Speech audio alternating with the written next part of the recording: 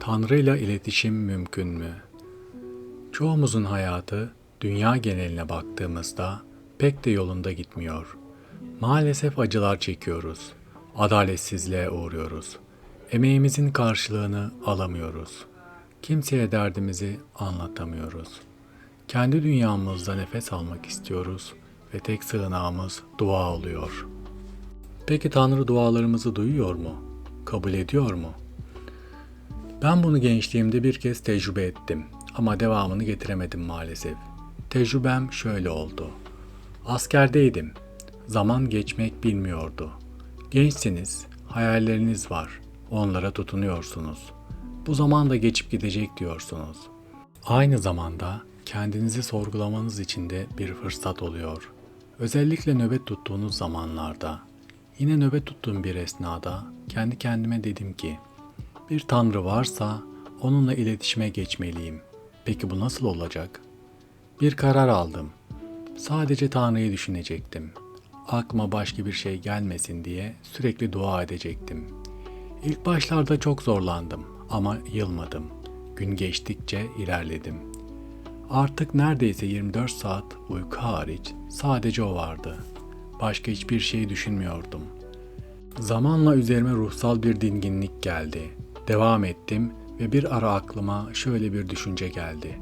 Sürekli nöbet tutsam beni etkileyen şeyler daha az olur, böylece daha çok Yaradan'ı düşünürüm dedim. Ve bir gün serbest bir zamanda dinlenirken çavuş yanıma geldi. Herhangi bir görevim olup olmadığını sordu. Hayır dedim.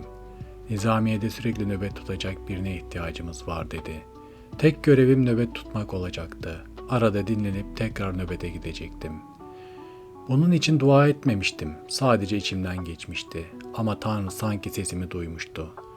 Bunun başka bir açıklaması olamazdı. Şansa bağlamak zor.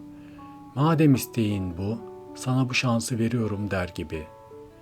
Askerliğimin bitimine kadar bu görevi sürdürdüm. Fakat Tanrı ile olan iletişimim devam etmedi, ettiremedim. Başka düşüncelerde kayboldum zamanla. Düşünüyorum da eğer bunu sürdürebilseydim neler olurdu acaba? Çaresiz anlarda yaratıcıya sığınırız. Bizi duymasını isteriz. Ama çoğumuz sesini duyuramaz. Bir cevap gelmez, öyle değil mi? Benim yukarıda anlattığım tecrübem sürekli iletişim halinde olmanın nasıl bir duygu olduğunu gösterdi. Tabii ki kolay değil ama sanki daha siz dua etmeden bir anne, baba gibi sizi kuşatıp sizin mutluluğunuz için sizinle olması.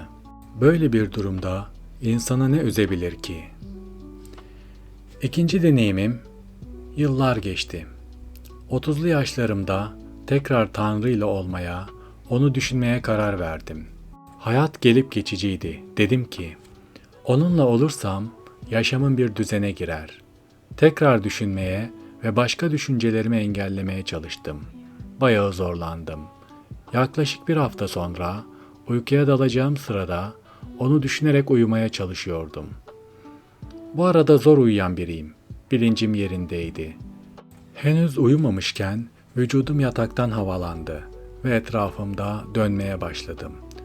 Korku ve heyecan karışımı bir duygudaydım. Dahası bilincim ikiye bölünmüştü. Ben dua etmeyi bırakmıştım ama bir yanım hala dua ediyordu. Kendi sesimi duyuyordum. Gözlerimi açamıyordum. Bilincim tamamen açıktı. Yaklaşık 1 dakika sürdü. Tekrar yatağa indiğimde yerimden fırladım ve sadece "Aman Tanrım, neydi bu olanlar?" dedim. Sabaha kadar uyuyamadım.